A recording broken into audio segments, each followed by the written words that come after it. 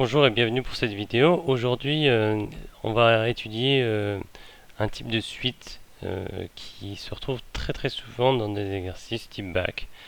Alors, il s'agit des suites dites arithmético-géométriques. Alors, vous en avez un exemple ici. UN plus 1 est défini, UN plus 1 est égal à un tiers de UN plus 4. En fait, si on avait UN plus 1 égale 1 tiers de UN, on aurait une suite géométrique. Et si on avait UN plus 1 égale UN plus 4, on a une suite arithmétique. Donc on appelle ce type de suite arithmético-géométrique. En fait, quand vous avez une relation du type UN plus 1 égale A facteur de UN plus B, avec A et B deux constantes, on a une suite dite arithmético-géométrique. Et en fait, les suites arithmético-géométriques, à travers c'est une certaine modification, un certain calcul, la définition d'une autre suite, une suite dite auxiliaire, on peut se ramener une suite géométrique et donc étudier la suite géométrique pour en déduire des résultats sur la suite arithmético-géométrique de départ. Alors, pour ce faire, je vous propose cet exercice. On va regarder bien ensemble.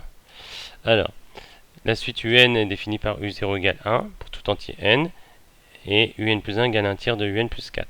Alors, on nous propose une suite VN définie par à l'aide de UN. Vn égale Un moins 6. C'est cette suite Vn que j'appelle suite auxiliaire en fait.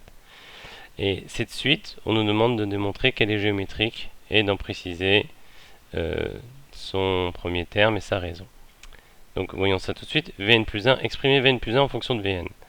Alors allons-y. Donc pour tout n, on va essayer de déterminer Vn plus 1. On n'a pas d'autre choix. On a Vn plus 1. Alors, la seule formule dont on dispose pour Vn plus 1, c'est celle-ci. Vn égale Un moins 6, comme c'est vrai pour tout n. On obtient Vn plus 1 égale Un plus 1 moins 6. Or, Un plus 1, on sait que Un plus 1 pour tout n appartenant à grand n est égal à un tiers de Un plus 4.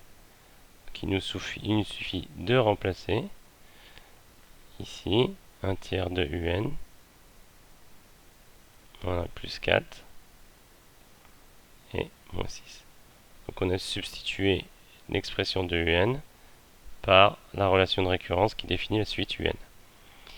Maintenant, il nous reste à effectuer le calcul. Donc 4 moins 6 qui donne moins 2. Voilà. Je vais reprendre ici.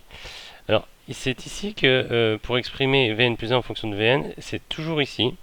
À ce moment-là, il faut penser à, je sais pas quel symbole, à factoriser. Pensez à factoriser. Pourquoi? Parce que si vous regardez bien la formule, l'expression de Vn, c'est Un-6. Donc le facteur devant Un, c'est 1.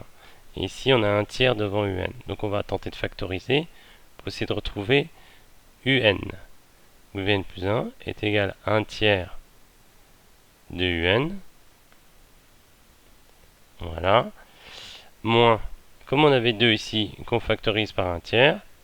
Donc ici, on multiplie par 3. 2 fois 3, 6. Voilà. Pour en avoir le cœur net, vous pouvez redévelopper pour voir si vous retombez sur la formule d'origine. 1 tiers fois Un, oui. 1 tiers fois Un. Et 1 tiers fois moins 6 qui donne moins 2. 6 divisé par 3 donne moins 2. Et là, en fait, on retrouve l'expression de Vn. Et on obtient que Vn plus 1 est égal à 1 tiers de Vn. Donc c'est ça le coup de la suite auxiliaire. En fait, la suite auxiliaire, ça se retrouve être une suite géométrique. Donc comme Vn plus 1 est égal à 1 tiers de Vn, on en déduit que Vn est une suite géométrique de raisons entières. Voilà. De raisons entières. Alors le premier terme on l'a pas, mais il suffit de le calculer, sachant que le premier terme U0 c'est 1, donc V0 est égal à et V0, et le premier terme V0 égale donc 1 moins 6, soit moins 5. Voilà, on a tout ce qu'il faut pour la suite Vn. Et bien grâce à ça, en fait, ce n'est pas demandé, mais ça peut être utile d'écrire l'expression de Vn en fonction de n. Puisque c'est une suite géométrique, on sait que nous savons que c'est le premier terme. Ici, c'est U0 fois la raison puissance n. Voilà. Parfois c'est demandé dans les énoncés, parfois c'est pas demandé. Donc ce résultat, il est intéressant. Voilà, j'encadre. Parce que on connaît tout sur la suite Vn, et comme la suite Un, la suite Vn est définie à partir de la suite Un, on pourrait retrouver les résultats sur la suite Un. Voyons ça. Donc je vais passer à la diapo suivante. Voilà. Question 2. Alors je leur écris. On sait que pour tout n, grâce à la question précédente, voilà, Vn est égal à moins 5 fois 1 tiers puissance n. Et on nous demande de retrouver l'expression de Un, ben, c'est pas très difficile.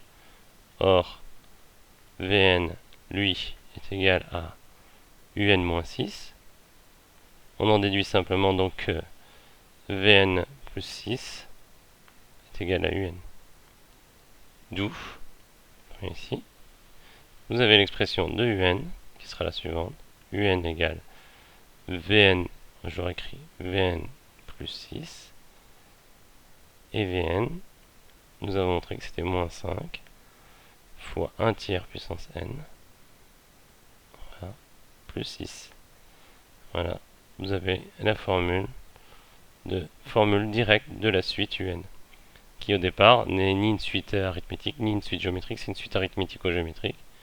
Et avec cette petite manip, on arrive à trouver l'expression de Un. Et cette expression est beaucoup plus simple pour tirer des conclusions sur Un. Par exemple, étudier la convergence. Vous voyez là, ici, on a une suite, on a une partie qui est à la puissance n, qui est une partie géométrique. Et on sait, vous savez tous que la limite de 1 tiers puissance n est égale à 0. Puisque 1 tiers est plus petit que, est compris entre 0 et 1. Plus petit que 1, strictement. Sa limite est 0. Donc, si cette partie tend vers 0, et qu'on a une somme, donc, limite de Un égale, qu'est-ce qui reste? Il reste 6. La suite Un converge vers 6. Voilà. Un est convergente. Et sa limite est 6. Alors, c'est pas très difficile, mais vraiment c'est une méthode à retenir, l'étude des suites arithmético-géométriques. On fait jamais le cours dessus, mais ça revient systématiquement dans les exercices, que ce soit en première S ou en terminale S. Voilà, merci d'avoir écouté cette vidéo, j'espère qu'elle pourra vous être utile. A bientôt.